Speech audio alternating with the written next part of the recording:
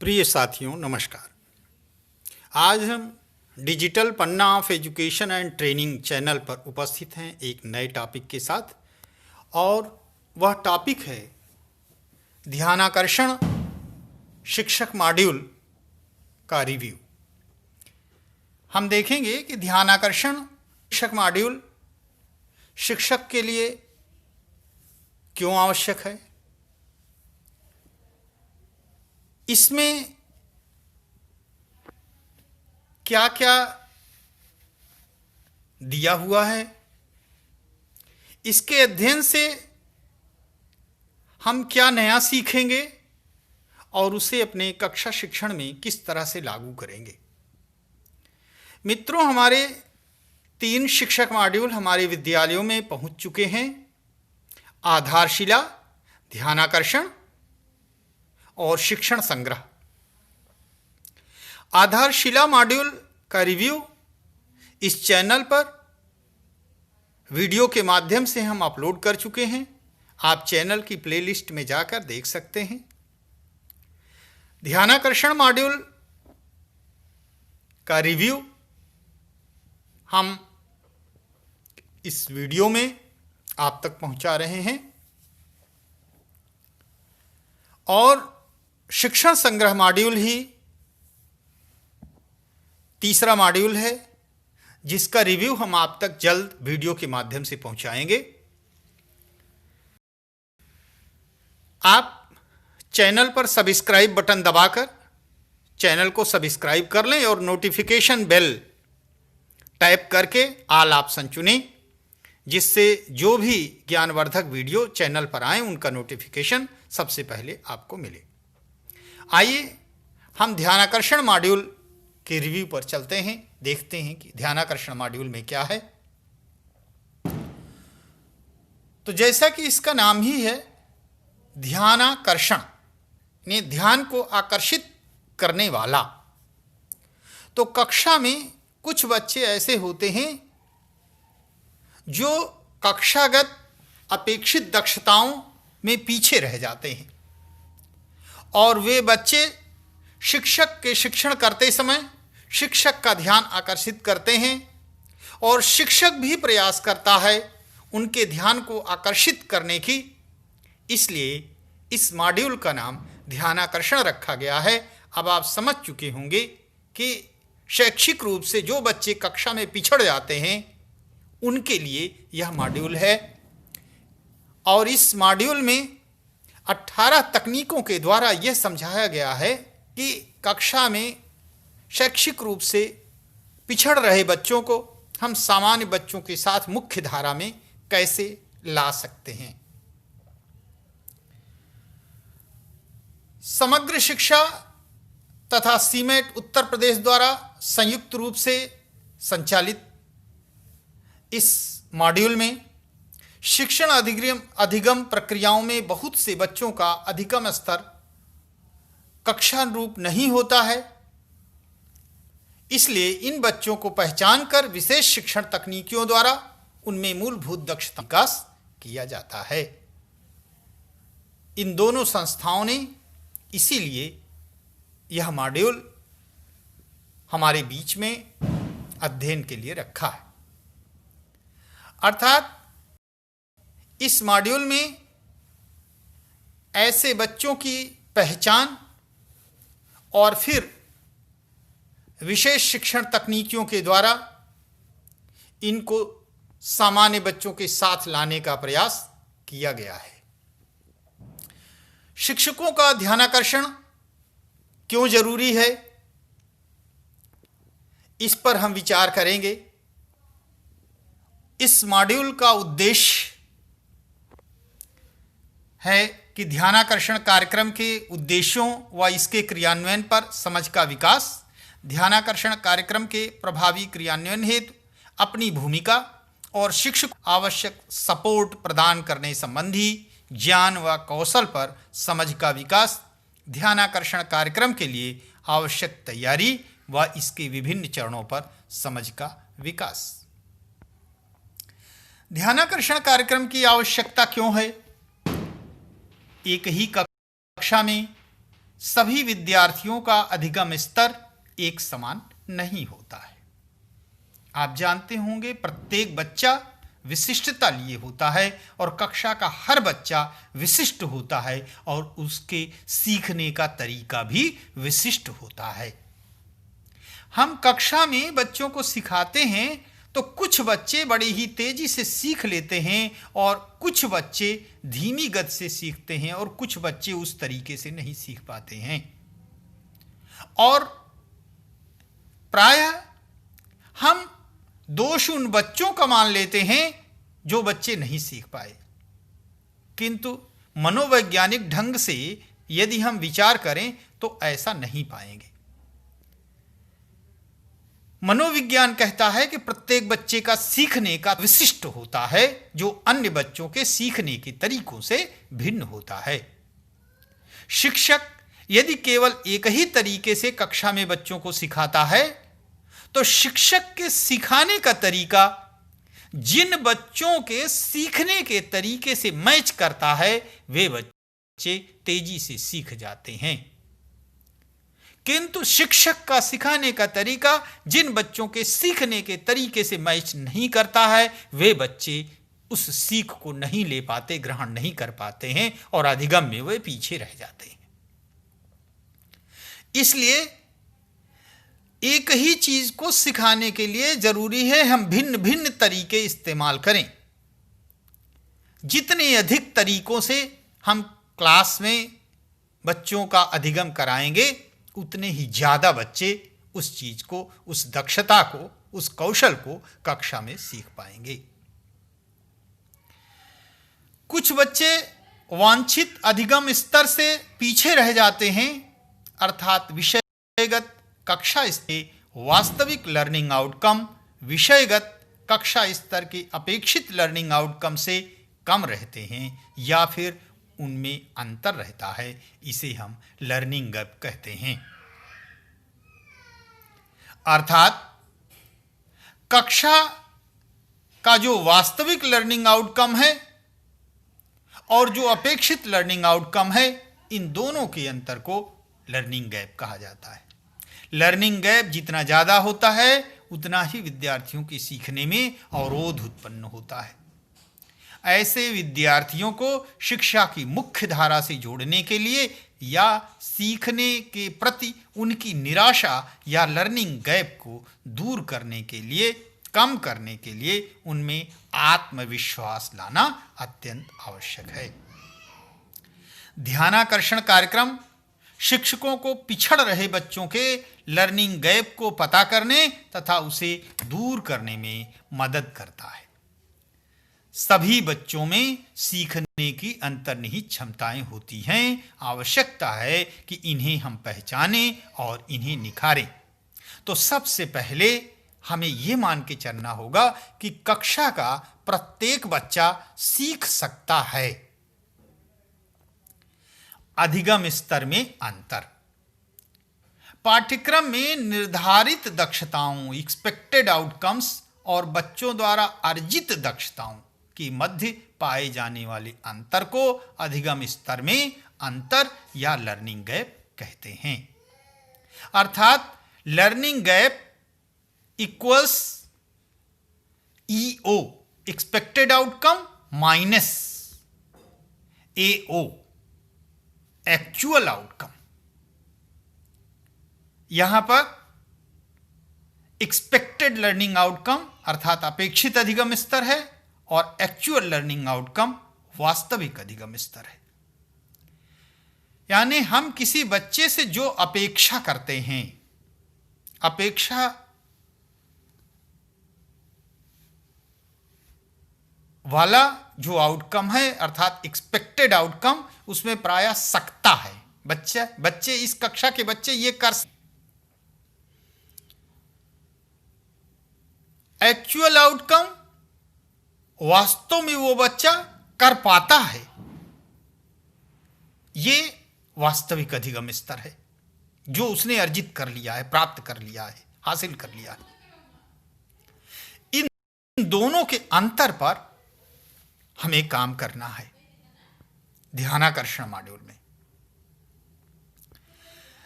ध्यानाकर्षण कार्यक्रम के मुख्य बिंदु हम समझ लेते हैं। शिक्षकों में कक्षागत विषय अनुसार लर्निंग आउटकम की समझ का विकास, बच्चों के लर्निंग गैप का पता लगाना, ध्यानाकर्षण कार्यक्रम का आयोजन करना, शिक्षक द्वारा शिक्षण योजना का निर्माण करना, शिक्षण प्रक्रिया में विभिन्न प्रभावी तकनीकों का प्रयोग करना, विद्यार्थियों की प्रगति का सतत आकलन करना, कक्षा में भयमुक्त, रोचक व मैत्रीपूर्ण माहौल का निर्माण करना, छात्रों में सीखने के लिए जिज्ञासा उत्पन्न करना, छात्रों को कक्षा अध्ययन अधिगम की मुख्य धारा से जोड़ना। वर्तमान वर्ष अर्थात 2020-21 में ध्यानाकर्षण देखें, कक्षा 4 से 8 में यह क्रियान्वित करना है। कक्षा 4, 5, 6, 7, 8 अर्थात इसमें प्राथमिक की 2 कक्षाएं 4 और 5 की और जूनियर की तीनों कक्षाओं को सम्मिलित किया जाएगा। प्रतिदिन प्रथम कालांश 40 मिनट का होगा, जिसमें ध्यानाकर्षण कक्षा होगी। ध्यान रखें, पहला पीरियड ध्यानाकर्षण का होगा, इसमें ध्यानाकर्षण कक्षाएं चलेगी। अब ये ध्यानाकर्षण कक्षाएं हिंदी और गणित विषयों पर केंद्रित होंगी।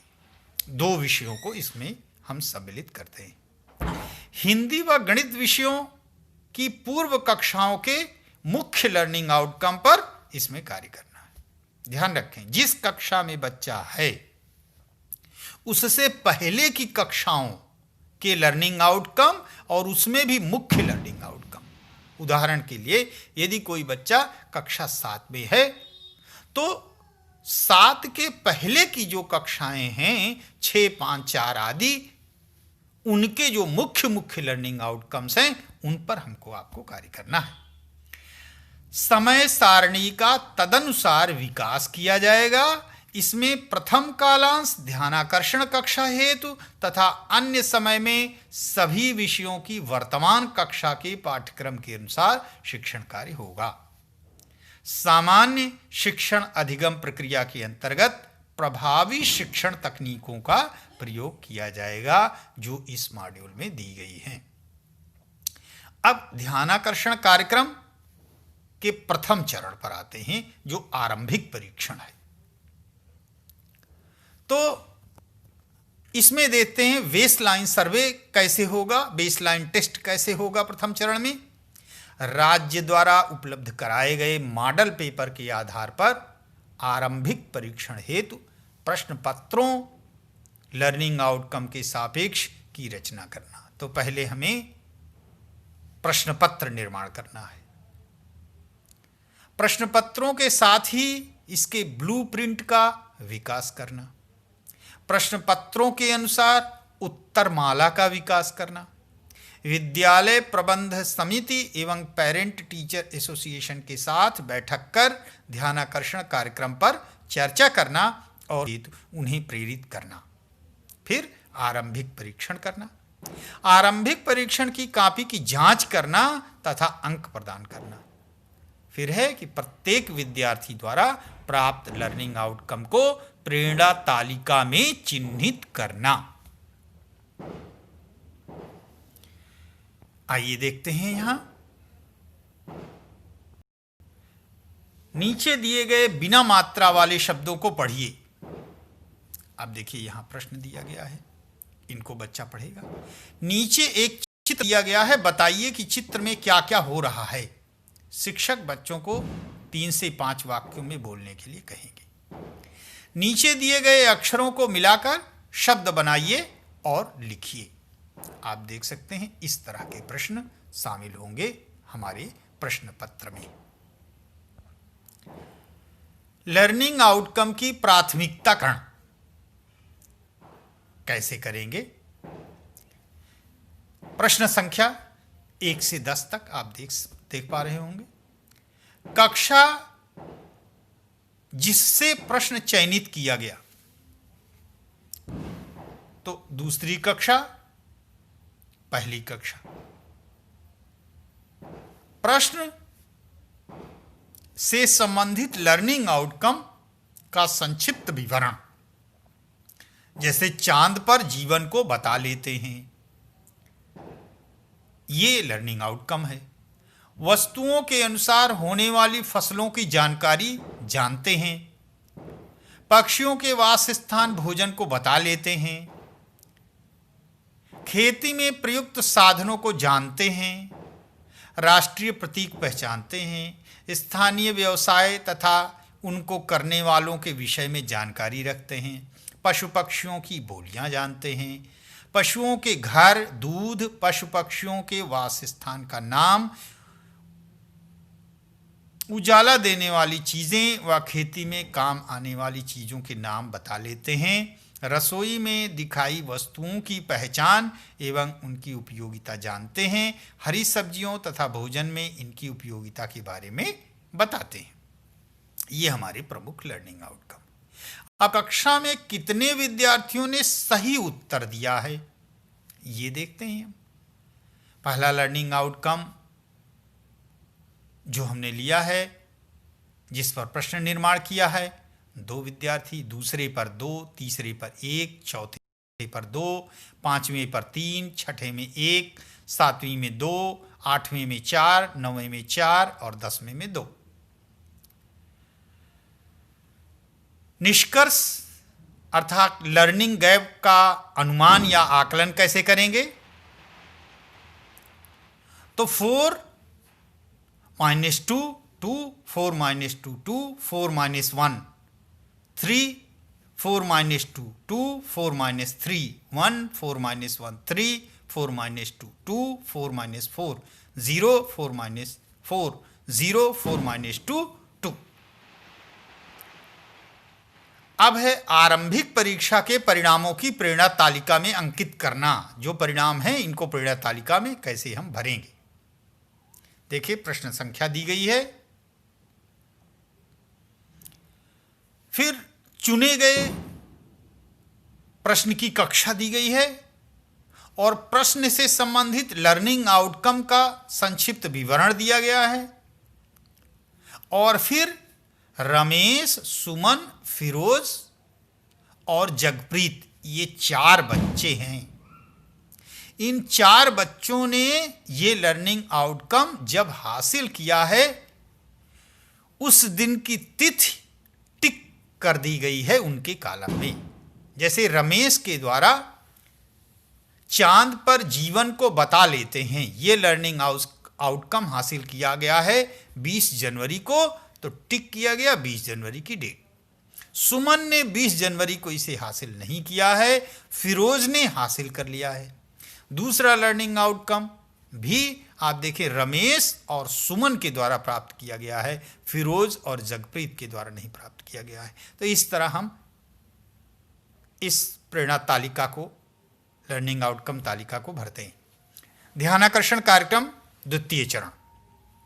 पहले चरण में इस तरह से हम पहचान करते हैं, ध्यानाकर्षण कार्यक्रम से लाभान्वित होने वाले बच्चों की लाभार्थी संख्या निकालते हैं। फिर दूसरा चरण है जिसमें हम कक्षाओं का आयोजन करेंगे। कक्षा 4 से 8 तक के बच्चों के साथ कक्षावार ध्यानाकर्षण कक्षाओं की योजना का विकास करना। ध्यानाकर्षण कक्षाओं हेतु समय सारणी का विकास करना। प्रथम पीरियड कालांश ध्यानाकर्षण के लिए है, पहले हम चर्चा कर चुके हैं। उसके बाद के उपलब्ध समय में वर्तमान कक्षा के समस्त विषयों के दृष्टिगत समय सारणी का विकास किया जाना है। आरंभिक परीक्षण के परिणाम के आधार पर ध्यानाकर्षण कक्षाओं हेतु मुख्य लर्निंग आउटकम का चयन करना है। ध्यानाकर्षण कक्षाओं हेतु कक्षावार व विषयवार चयनित लर्निंग आउटकम के आधार पर विषय वस्तु सामग्री का विकास और संग्रहण करना है। विषय वस्तु को दिनवार विभाजित कर उसके शिक्षण अधिगम की योजना बनाना है। कक्षा 4 से 8 तक के बच्चों के साथ कक्षावार ध्यानाकर्षण कक्षाओं का आयोजन करना है। ध्यान रखने योग्य बातें क्या हैं?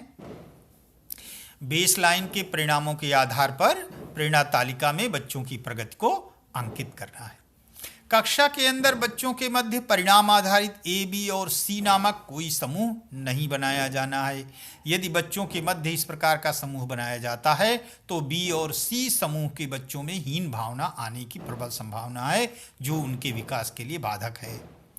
अपने शिक्षण में समूह कार्य आदि प्रभावी शिक्षण तकनीकियों का अधिकाधिक प्रयोग करना है, जिसमें प्रत्येक समूह में विभिन्न लर्निंग लेवल वाले बच्चों को रखना है।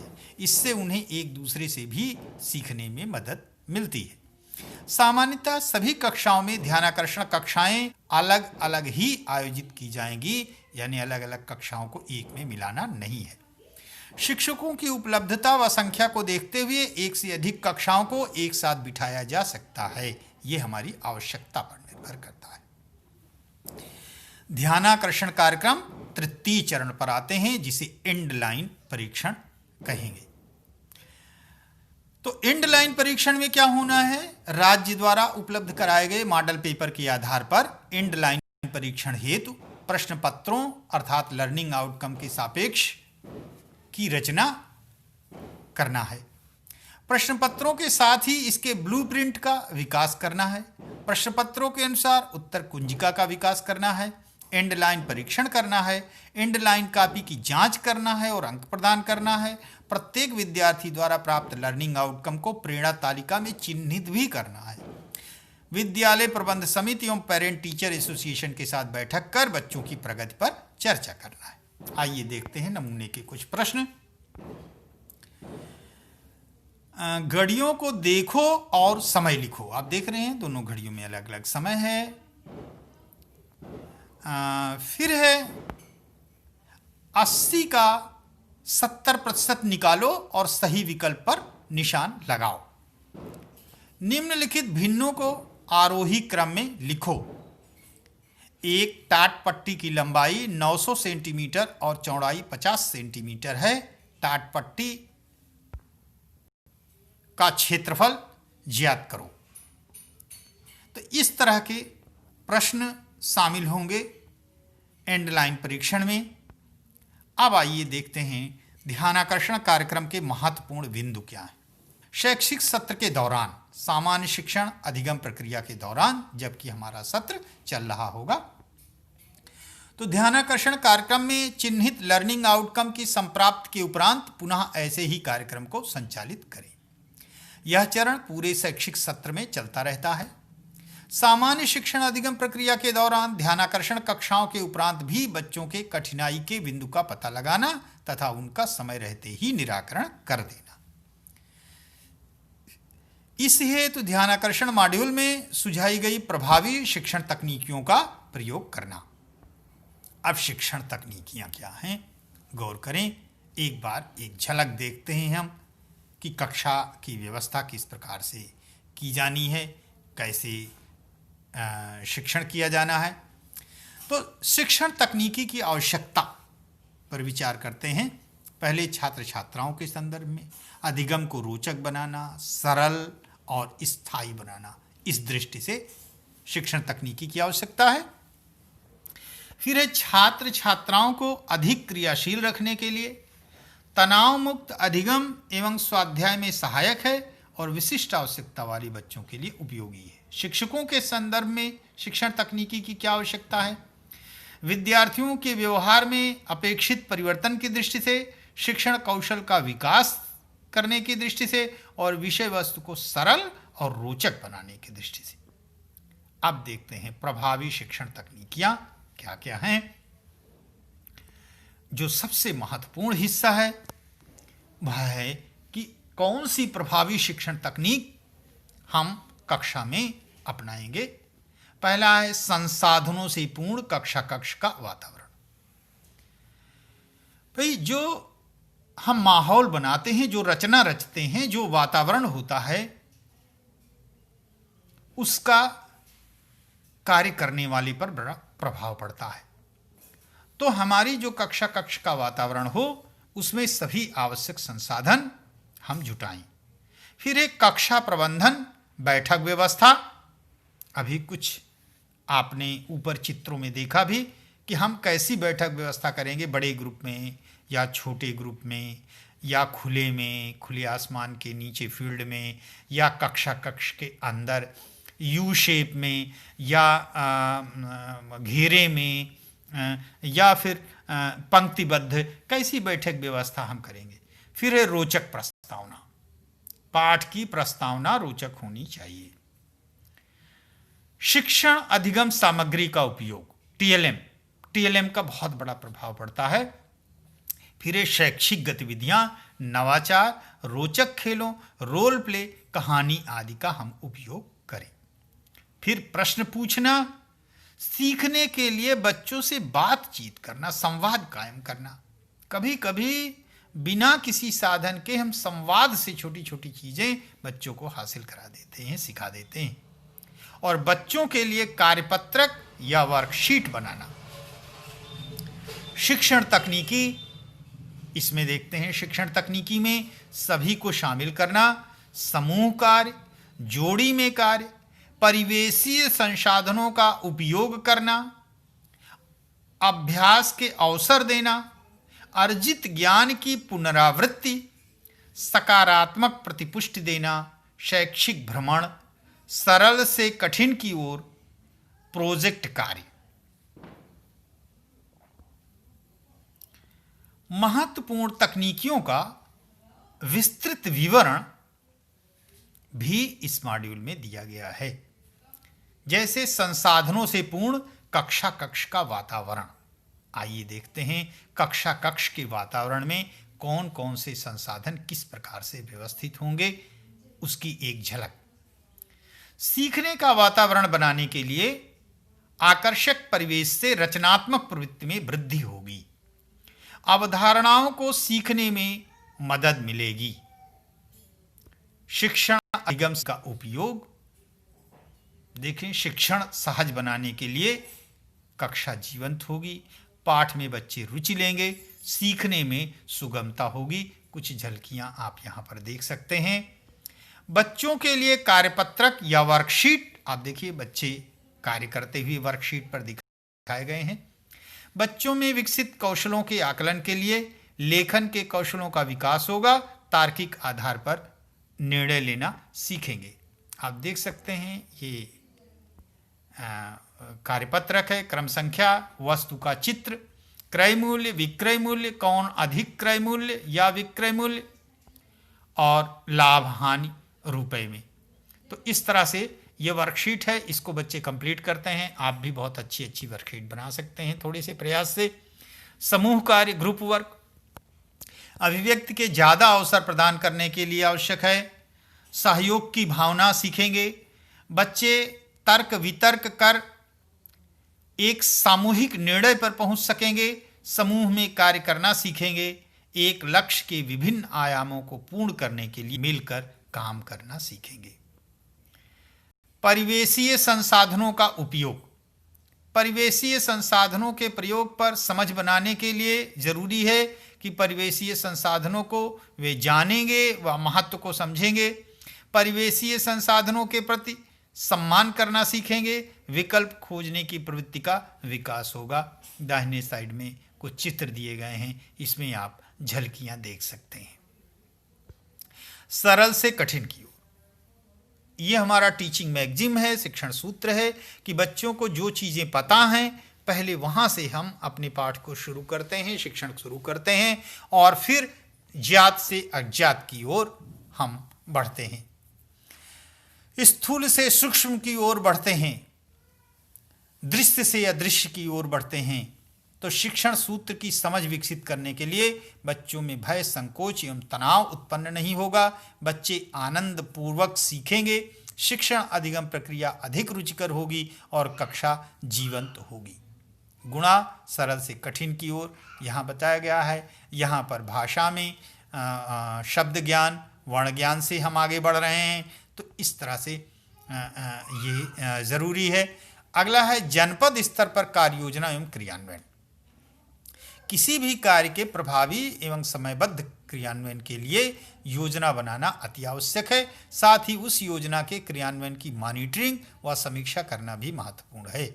आइए योजना निर्माण एवं इसकी मॉनिटरिंग से संबंधित कुछ मुख्य बिंदुओं पर हम एक नज़र डालते हैं। देखिए, ये है जनपद स्तर पर ध्यानाकर्षण कार्यक्रम संबंधी कार्य योजना निर्माण एवं मॉनिटरिंग प्रपत्र। इसमें जनपद का नाम, जिला समन्वयक प्रशिक्षण या प्रभारी का नाम, मोबाइल नंबर होगा उनका, और योजना निर्माण और क्रियान्वयन की समीक्षा, क्रम संख्या, कार्य का विवरण, बीएसए की अध्यक्षता में बैठक कर जनपद में ध्यानाकर्षण कार्यक्रम की समय सीमा व जिम्मेदारी के साथ व्यापक कार्य योजना का निर्माण होगा और इस कार्य की जिम्मेदारी बीएसए को दी गई है। फिर है एसआरजी ध्यानाकर्षण कार्यक्रम पर अभिमुखीकरण, जिला समन्वयक प्रशिक्षण एसआरजी इसके लिए जिम्मेदार हैं। शिक्षकों व प्रधानाध्यापकों का ध्यानाकर्षण कार्यक्रम पर अभिमुखीकरण बीओ एसआरजी इसके लिए जिम्मेदार किए गए हैं। राज्य द्वारा उपलब्ध कराए गए मॉडल पेपर के आधार पर बेसलाइन परीक्षण हेतु प्रश्न पत्रों, लर्निंग आउटकम के सापेक्ष ब्लूप्रिंट व उत्तर कुंजिका का विकास एसआरजी प्रधानाध्यापक शिक्षक मिलकर करेंगे। तो सभी ओरिएंटेशन कार्यक्रम, प्रशिक्षण कार्यक्रम हो चुके हैं। अब इंतजार है बच्चों का विद्यालय में आने का। विद्यालय में बच्चे जैसे ही आने लगते हैं वैसे ही हमारा यह कार्यक्रम गति पकड़ेगा आगे की। फिर बेसलाइन परीक्षण है, बीओ और प्रधानाध्यापक की लायबिलिटी फिक्स होगी। बेसलाइन कॉपी की जांच करना व अंक प्रदान करना, इसके लिए जिम्मेदार होंगे प्रधानाध्यापक और शिक्षक। 8वां कार्यक्रम है प्रेरणा तालिका में लर्निंग आउटकम के सापेक्ष बच्चों की प्रगति को अंकित करना, प्रधानाध्यापक और शिक्षक के द्वारा। 9वां कार्यक्रम विद्यालय प्रबंध समिति एवं पेरेंट टीचर एसोसिएशन के साथ बेसलाइन के परिणामों पर बैठक कर चर्चा करना तथा बच्चों को नियमित विद्यालय भेजने में सहयोग हेतु उन्हें प्रेरित करना, बीओ और प्रधानाध्यापक के द्वारा। 10वां कार्यक्रम है बीईओ द्वारा प्रधानाध्यापकों व एआरपी के साथ बेसलाइन के परिणामों पर बैठक में चर्चा करना, बीओ के द्वारा। और बीएसए द्वारा बीओ तथा एसआरजी के साथ बेसलाइन के परिणामों पर बैठक कर चर्चा, बीएसए जिला समन्वयक प्रशिक्षण के द्वारा। 12वां कार्यक्रम है हमारा बेसलाइन परीक्षण के परिणाम को राज्य परियोजना कार्यालय को तय प्रारूप में उपलब्ध कराना, बीएसए जिला समन्वयक प्रशिक्षण द्वारा। 13वां कार्यक्रम कक्षा 4 से 8 तक के बच्चों के साथ कक्षावार हिंदी व गणित विषयों की ध्यानाकर्षण कक्षाओं की योजना का विकास करना।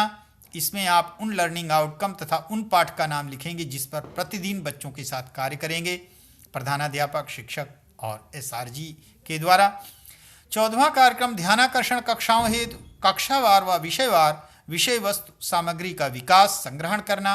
इसमें आप पूर्व चयनित लर्निंग आउटकम व पाठों के सापेक्ष शिक्षण योजना का विकास करेंगे, प्रधानाध्यापक, शिक्षक और एसआरजी करेंगे। 15वां कार्यक्रम ध्यानाकर्षण कक्षाओं हेतु समय सारणी का विकास करना। प्रथम पीरियड कालांश ध्यानाकर्षण के लिए है, उसके बाद के उपलब्ध समय में वर्तमान कक्षा के समस्त विषयों के दृष्टिगत समय सारणी का विकास किया जाना है, जिसमें हिंदी व गणित भी शामिल होंगे, बीओ प्रधानाध्यापक के द्वारा। 16वां कार्यक्रम है कक्षा 4 से 8 तक के बच्चों के साथ कक्षावार ध्यानाकर्षण कक्षाओं का आयोजन करना, बीओ प्रधानाध्यापक और शिक्षक के द्वारा। अगला कार्यक्रम है एंड लाइन परीक्षण हेतु प्रश्न पत्रों, लर्निंग आउटकम के सापेक्ष ब्लूप्रिंट व उत्तर कुंजिका का विकास करना, एसआरजी प्रधानाध्यापक शिक्षक के द्वारा। नेक्स्ट कार्यक्रम एंड लाइन परीक्षण करना, बीओ प्रधानाध्यापक द्वारा। फिर एंड लाइन कॉपी की जांच करना तथा अंक प्रदान करना, प्रधानाध्यापक और शिक्षक के द्वारा। प्रेरणा तालिका में लर्निंग आउटकम के सापेक्ष बच्चों की प्रगति को अंकित करना, प्रधानाध्यापक शिक्षक द्वारा। विद्यालय प्रबंध समिति एवं पेरेंट टीचर एसोसिएशन के साथ एंड लाइन के परिणामों पर बैठक कर चर्चा करना, बीईओ प्रधानाध्यापक द्वारा। बीईओ द्वारा प्रधानाध्यापकों व एसआरजी के साथ एंड लाइन के परिणामों पर बैठक कर चर्चा करना, बीईओ के द्वारा। बीएसए द्वारा बीईओ तथा एसआरजी के साथ एंड लाइन के परिणामों पर बैठक कर चर्चा करना, बीएसए जिला समन्वयक प्रशिक्षण द्वारा। एंड लाइन परीक्षण के परिणामों को राज्य परियोजना कार्यालय को तय प्रारूप में उपलब्ध कराना, बीएससी और जिला समन्वयक प्रशिक्षण के द्वारा। अब आइए देखते हैं एआरपी एवं एसआरजी की क्या भूमिका होगी इस कार्यक्रम में। ध्यानाकर्षण कार्यक्रम के प्रभावी क्रियान्वयन के लिए शिक्षकों का उन्मुखीकरण करना, कक्षानुरूप विषयगत लर्निंग आउटकम की समझ विकसित करने में शिक्षकों की मदद करना, आकलन पूर्व, आकलन के दौरान एवं आकलन के उपरांत शिक्षकों की भूमिका एवं उनकी तैयारी में शिक्षकों की मदद करना, लर्निंग गैप को पहचान करके ध्यानाकर्षण कक्षाओं के आयोजन में शिक्षकों की मदद करना, ध्यानाकर्षण कक्षाओं के लिए शिक्षकों की तैयारी जैसे कि कक्षा में भयमुक्त मैत्रीपूर्ण माहौल निर्माण एवं शिक्षण के लिए विभिन्न तकनीकों का इस्तेमाल कर शिक्षण योजना निर्माण में मदद करना, शिक्षण के दौरान शिक्षकों की मदद करना, प्रभावी शिक्षण की तकनीकों का कैसे प्रयोग करें इसके बारे में शिक्षकों को अवगत कराना एवं डिमॉन्स्ट्रेशन देना, ऊपर लिखे कार्यों को करने में एक दूसरे को अपेक्षित सहयोग प्रदान करना। तो मित्रों, इस तरह से हम लोगों ने देखा कि ध्यानाकर्षण मॉड्यूल में ध्यानाकर्षण कार्यक्रम को 3 चरणों में संपन्न किए जाने के संबंध में निर्देश और इसके लिए आवश्यक तकनीकी का वर्णन है। 18 तकनीकें दी गई हैं जिनके माध्यम से हम कक्षा में शैक्षिक रूप से पिछड़े हुए बच्चों को सामान्य बच्चों के साथ ला सकते हैं, उनके लिए उपचारात्मक शिक्षण की व्यवस्था कर सकते हैं। आशा है इस मॉड्यूल से आपको निश्चित रूप से लाभ हुआ होगा। आपने ध्यानपूर्वक मॉड्यूल के रिव्यू को देखा और सुना, इसके लिए आपको बहुत बहुत धन्यवाद।